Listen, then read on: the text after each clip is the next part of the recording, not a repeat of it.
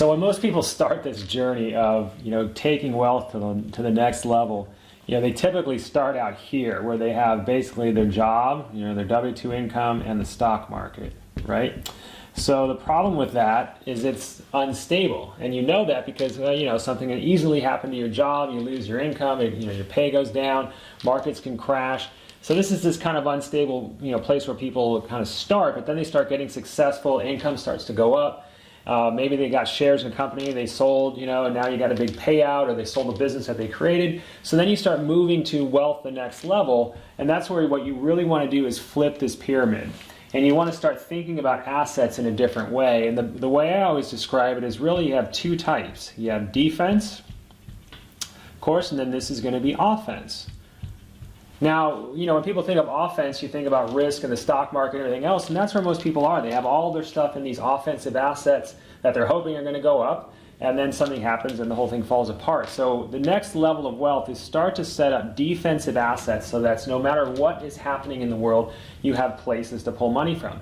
Now, one of the terrible things that my industry does, the financial advising industry, and I'm a fiduciary, I've been an advisor for 20 years, is we tend to say, hey, you want some financial advice? Hey, you're starting to make some money? Great, come talk to me. What do we do? Let's go invest in the stock market. But there's really so many other ways to build wealth. I have nothing against the stock market. I do investments in stocks. We love the market.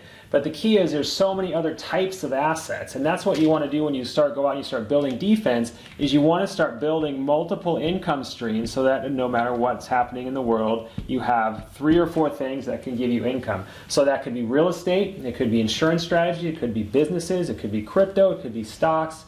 But you got to be mindful, of course, of volatility and things that are a little bit on the safer scale when you're trying to build just this defensive platform. So defensive things, real estate, business income, insurance strategies, maybe some dividend stocks, and owning businesses, I think, is, of course, one of the bigger ones. People need to think of businesses as an asset class, but you want to use all of these things out there. And the key there is that there's not really, no blanket statements, okay? Not every stock is good, not every stock is bad. Not every insurance product is good, not everyone's bad, right? And when you go talk to advisors, they're either usually in one camp or the other, where it's like, hey, I sell real estate's the way to go. Hey, we sell stock's the way to go. Everything else sucks, same with insurance strategies. So there's pros and cons to every strategy, but if you incorporate all these multiple types of assets, you start building your defensive platform, safer type assets, then you start, going all in on the offensive assets. So it's like the old saying, never go to Vegas with scared money. When you have a safe foundation of assets set up so you'll know no matter what happens down the road, you'll have income coming in, it's much easier to invest in safe assets or in offensive assets where you're going and swinging for home runs. And that also is dependent on your skill set. So I always compare it to the expert versus the dabbler. If you're an expert at business creation, why should you go out and invest your money in the stock market? That money is better deployed in an area that you're an expert in. If you're an expert in crypto, great, you're going to deploy more money in crypto. Why would you go out and do some of these other things that are going to have a lower rate of return?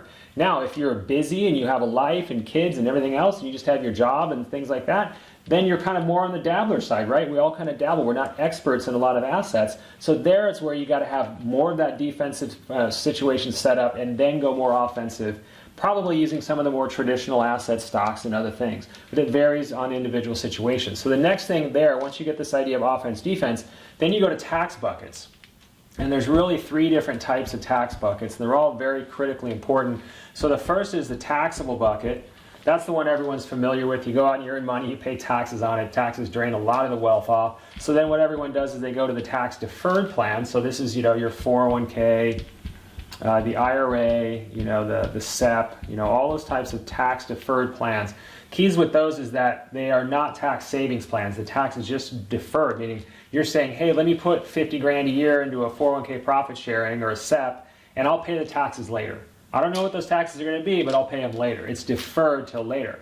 Now, that has merit. There's ways to optimize that. But just be mindful of you don't know what the taxes are going to be. You still got to pay them. So that's where you want to get more money in this tax-free bucket. The tax-free bucket is where it grows tax-free and it comes out tax-free.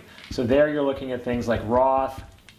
You're looking at life strategies, insurance strategies, and then loans. That's the one that we see, a lot from Bezos and the article on Elon Musk and all the strategies the billionaires are using to create tax-free income.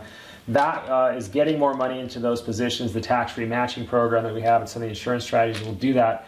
So what you want to do is start looking at your assets and going, how am I allocated? What I'll see all the time is like people are like, yeah, I'm 50% here and I'm 50% here and I'm zero, in the tax-free bucket. And it can really move the needle if you get more money into there. Where people want to be is, you get maybe 20%, 30%, and then, getting 50%. And that can really move the needle on when you have a tax-free income stream. As an example, there was a client that we'd set up a strategy 10 years ago, and their retirement income they were looking at was $180,000 a year. And we had built this tax-free income stream of about $60,000 a year tax-free. That was coming from an insurance strategy called an index life strategy. Again, not saying all of those are good. There's good and bad in every category, but this one is on track. It's going to provide it $60,000 a year tax-free. So now he has $120,000 taxable income, and then you get your standard deduction, minus $20,000 or so. I'm just doing rough math, and then he was down to his $100,000 taxable. So what that did is it ends up saving. We figured out the number, roughly around, I think it was $15K per year in tax savings, okay? So that's per year. How many years are you going to spend in retirement? 25 years or so, right? So you times that number by 25, it worked out to $325,000 in tax savings, okay? So that's your tax savings. That's a huge number. $325,000. Now you invest that money, keep it growing, and it ends up being like a $750,000 swing in more wealth. $750,000 more wealth to spend because deployed tax buckets and had tax-free sources of income. These are the types of topics you want to be talking about if you're going to be scaling wealth to the next level, because you're not going to get to those levels of taking wealth from 2 million to 5 million and 5 million to 10 million and beyond without having tax protection and tax buckets and setting up different types of assets so you have income coming in no matter what. This is a brief intro on how I do planning strategies. So my name's Denver Noes with Wealth for Life. Thanks for watching. If you want more information, just reach out.